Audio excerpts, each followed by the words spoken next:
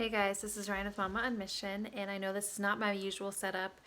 I'm actually filming with my phone because I have tried to record this video at least 3 times, if not more. And between my baby and audio problems, it just has not been able to come up the last 2 weeks when I've tried to film it. So I'm sneaking in a quick session real quick while my husband has the baby. So I'm on my phone and the quality is not very good, but there's just something I feel that maybe someone could benefit from. Um, that's kind of been in my heart the past probably month or two.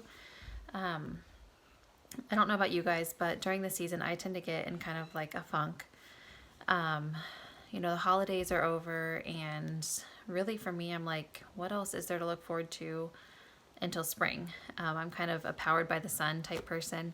So when it's cold and gloomy and the excitement of the holidays wears off, I'm just kind of like, okay, what next? And this kind of hits me at random times, not just during the season.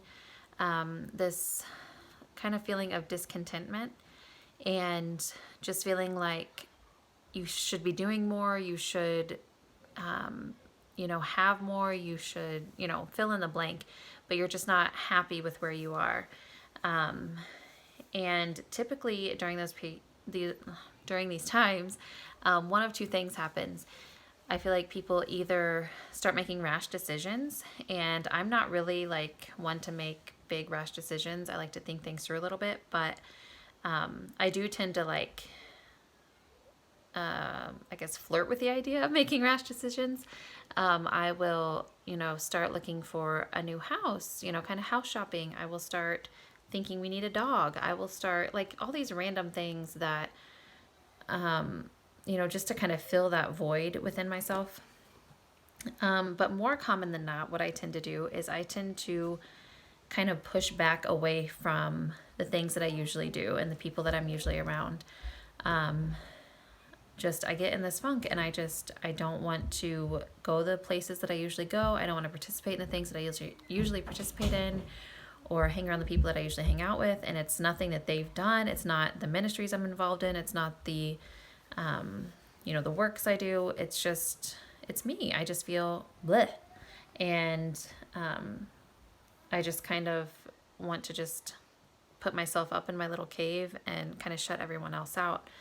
And I'm here to tell you that neither of those things produce fruit. And our pastor had a sermon a couple months ago now, probably, and he was, using the illustration of us being, bricks in the walls of the church as a whole. And, when one brick kind of pulls out and stops participating and stops engaging and stops encouraging each other, or stops encouraging the other bricks, and stops praying, and when you tend to pull back, all the bricks around you feel that weight. You're no longer supporting your load, and so they start feeling that. And not only that, but people are watching you. And other people, they might be getting tired, and they look at you and be like, well, she's kind of backed off. Maybe I should back off too. And maybe you think, you don't have that big of influence. And I'm kind of one of those people, I feel like I don't have a huge influence on most people.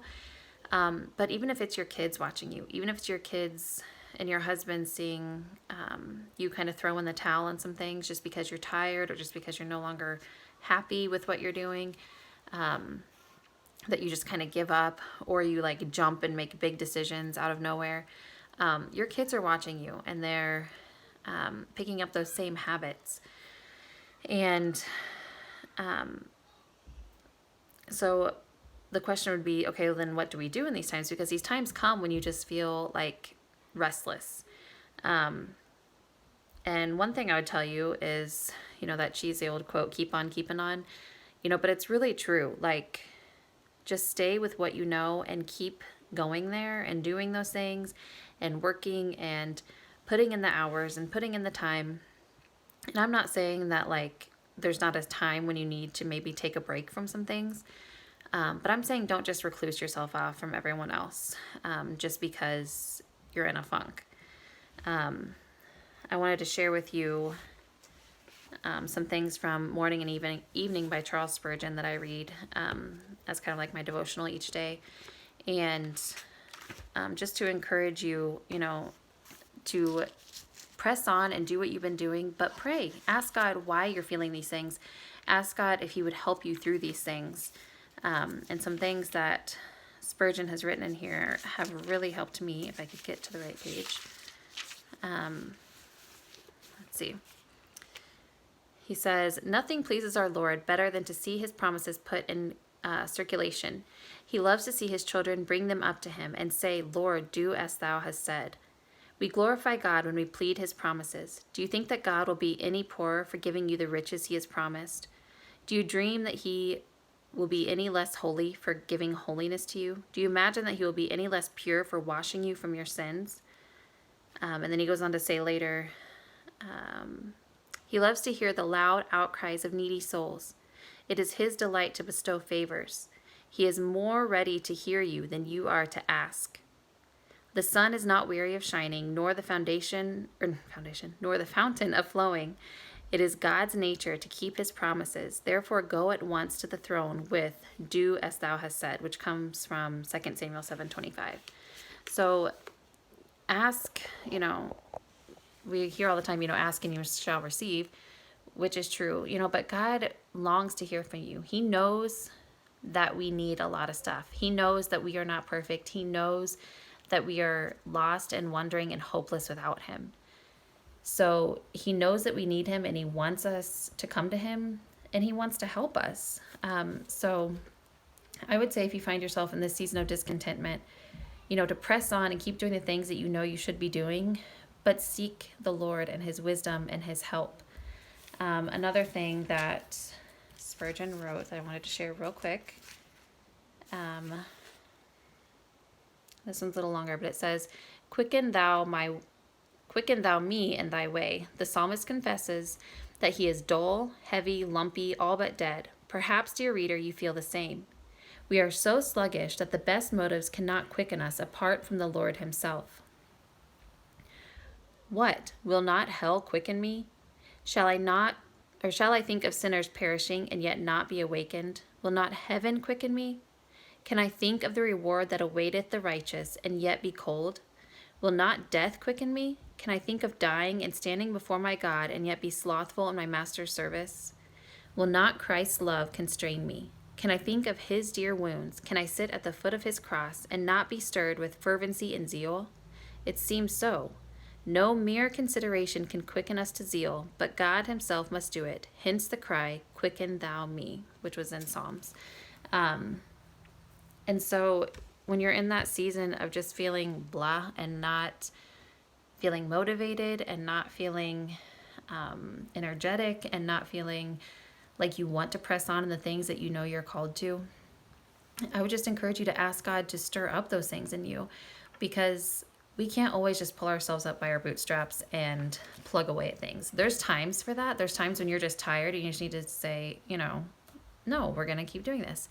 And there's times when that's not enough, and you just got to come humbly before God and say, God, I'm not enough. I don't have enough strength. I don't have enough zeal. I don't have enough XYZ, whatever it is you feel like you don't have enough of, and he will help you. We can't stir ourselves up to good work. God has to call you and he has to equip you. So ask him for that. And typically when I do these two things, when I stay plugged in and when I pray instead of making crazy decisions and pulling away from things, typically one of two things has always happened for me.